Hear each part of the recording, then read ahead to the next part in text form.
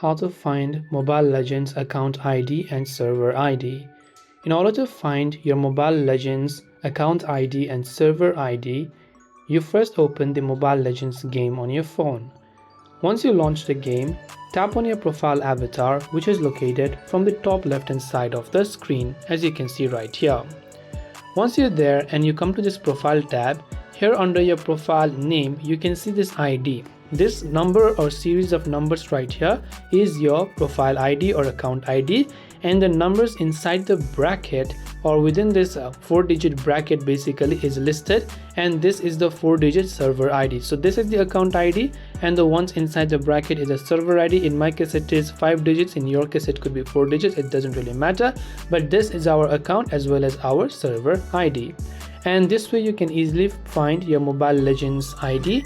Hope this video helped you. If you have any questions, feel free to leave them down. Thank you for watching and see you soon in the next video.